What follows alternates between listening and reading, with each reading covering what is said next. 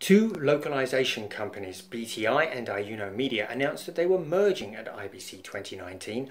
I sat down with the Chief Revenue Officer, Chris Carey, of the combined company to discuss the opportunity for localization in the era of peak global television, to understand why localization is so much more than just translation and dubbing, and why AI is revolutionizing the business. Let's get started.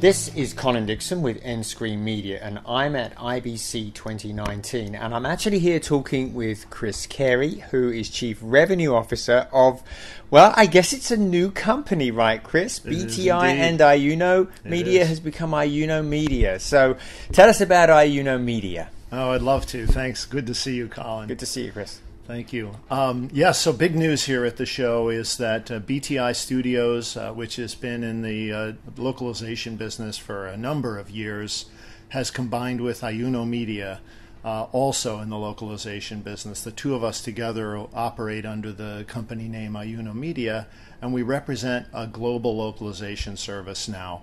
One of the largest companies doing this in the entire planet. We cover 30 countries, we have 40 offices, we manage over 80 languages in translation services and dubbing services.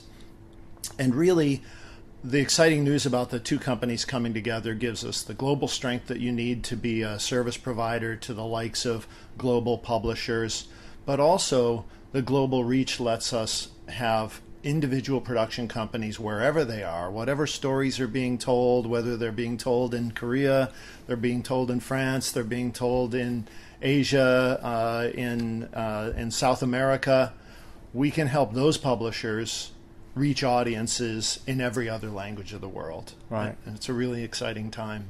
So you bet it's a really exciting time. We live in a world of peak TV, so there's more production than we've ever seen before.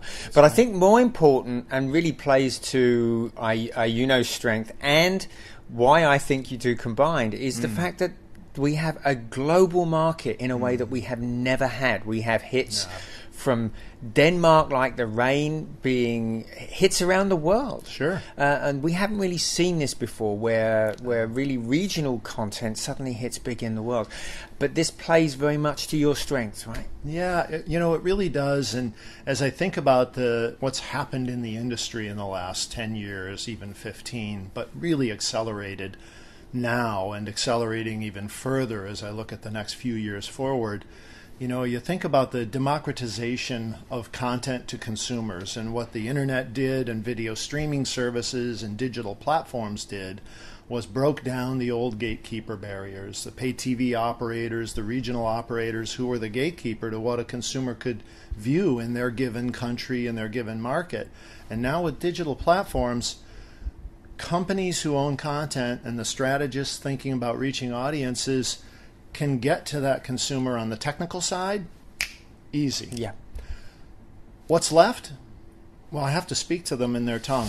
I have to be able to tell them the words and compel them with the language that they understand. And that's the localization sector. So we really saw that. We saw that there was an underrepresentation of global players that could really reach every language and connect content to consumer no matter where they are. Thus, we brought this company together, and we see a really massive change. And all the discussions I've had with the publishers that we've talked to about our previous companies in their individual states and now in our combined state, there's a whole lot of enthusiasm for us being able to help content reach consumers. Right. And so you're doing a number of things. You're doing the closed captioning, you're doing subtitling, you're doing narration, you're even doing overdubbing, right, in some cases. So that's a pretty large suite of things that are necessary in the process of delivering this media. Yeah, it is all about speaking to you in your native tongue. Yeah. and whatever form that is. And I'd say, generally you think about localization and you think dubbing and subtitling. There's a bit more than that because, again, people that are maybe visually impaired, they want to be able to enjoy a show. Well, then we'll do a audio description service for them in their language, so they can appreciate it. People who want to be able to hear the original language but get some narrative over the top, we'll do what's called a newsreel or a voiceover or lecture dub, which is essentially a narrator talking over the top of the original program to describe what's on the scene, and then taking those dubs, subs, voiceovers, narrations, captions, audio descriptions, all the languages needed, and then turning it into whatever format that the publisher needs to reach the outlet they're going to, and packaging it into an IMF package, which is generally the standard that's used to take all those assets, put them together, and deliver them out. So, it's a very specific set of services, but quite a few variations within the localization sector. Now, like many other industries, AI, machine learning is impacting your business. Tell us a little bit about how you're looking at using it. Yeah, absolutely. Well, look, the entire category of AI, machine learning, training engines, neural networks as methods, all of these components that make up the ability for machine assist and support are well underway. We have a number of customers that are already using what we describe as machine-assisted services. Today, you still need a human to take a look at the translation that's been done by the machine. The better it's trained, the more accurate it is, but we still see, to set the quality standard that our company stands for and that our publisher customers want to see, we put eyes on that and make sure that it's corrected and properly adjusted as necessary. So, but generally, automation of the text, speech to text, text to text, that's going to move very, very rapidly to a heavy supply chain that is automated and using that.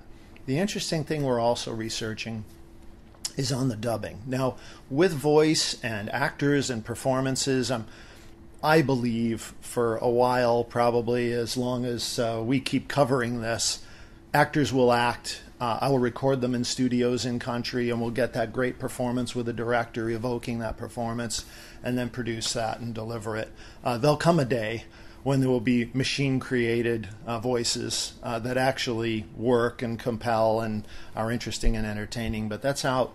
But we are using technology to build the workflows, to manage the studios, to make efficient processes out of it all, and even doing some waveform analysis and sampling, Fourier transforms of the audio files to understand what is the sound like, and we can do searches against our database. Well, what does this person sound like, this person? And maybe shorten our casting process by getting some technology to speed it all up. Right. So it's a fun time. It is. It sounds like I don't see anything slowing down anytime soon. So I think the combination of the two companies is probably this was a very good time to do this. Yeah. And I hope you're gearing up, because I think we're going to get more content providers needing your services, not less. Absolutely. Yeah. Well, thanks. Thanks for talking with us, Chris. Appreciate seeing you. This has been Colin Dixon with nScreenNoise.